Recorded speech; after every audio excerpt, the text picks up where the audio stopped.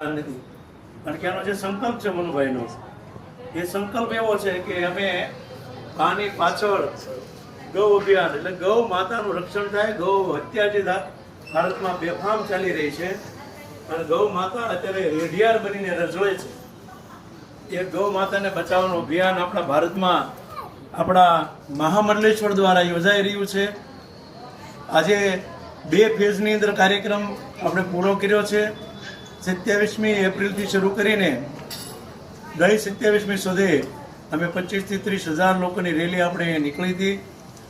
આવતી 17મી ડિસેમ્બર ત્રીજા ફેઝની અંદર આપણો કાર્યક્રમ જઈ રહ્યો છે. શા માટે ગાયને બચાવવી જોઈએ એ કહેવાની જરૂર નથી. આપણી માતા શા માટે પણ કહેવાની જરૂર નથી, પણ જાગવાની જરૂર છે કે ગૌ હત્યા થશે ને તો જેવી વેદોમાં લખ્યું છે, જેવી સ્થિતિ ગાય માતાની છે ને એવી સ્થિતિ એની પબ્લિકની પ્રજાની છે. આજે બધું આપણે જોઈ રહ્યા છીએ. પ્રજા આપણી રેડિયાર છે, ગાયો રેડિયાર થઈ ગઈ છે. આપણે કતલખાને ગાયોને મોકલી રહ્યા છીએ. આપણે રોગોના ભમરમાં ચક્રવાતમાં ફસાઈ રહ્યા છીએ. આટલું બધું ભૌતિક સુખ છે છતાં શાંતિ નથી. આટલી બધી શા માટે આપણે અત્યારે ઉલઝણમાં પીડ્યા છીએ? ગાય માતાનું મહત્વ કૃષ્ણ ભગવાનથી માંડીને મહાભારતથી માંડીને રામાયણથી માંડીને બધા જ વેદ શાસ્ત્રમાં, એટલે વેદથી મોટું કોઈ નહીં, પણ વેદથી મોટી ગાય માતા છે. વેદ વગર મતિ નહીં, ગાય વગર ગતિ નહીં, એવું સૂત્ર છે આપણા શાસ્ત્રની અંદર. અને એ આપણે ભૂલી ગયા છીએ.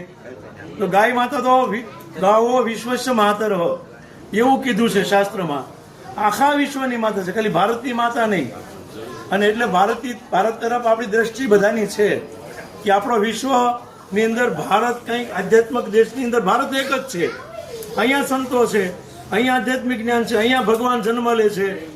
અહીંયા ભારતને એટલે ભારત માતા તરીકે, ગાય માતા તરીકે ઓળખાય છે. કે અમેરિકા માતા નથી બોલાતી, કે જાપાન માતા નથી બોલાતી. એટલે અહીંયા ભાવનાથી ઉગેલો આપણો સમાજ છે. પણ એ હિન્દુ સમાજ આજે તૂટી રહ્યો છે. એ ગૌ માતાની પરિસ્થિતિના હિસાબે તૂટી રહ્યો છે. જે રોગમાં સપડાઈ રહ્યા છે એ પણ આપણી ગૌ ખેતી જે આપણી હતી, ગૌ આધારિત ખેતી, એ નષ્ટ પામીને આજે જોઈએ છીએ આપણા ઘરે કેવી પોઝિશન છે.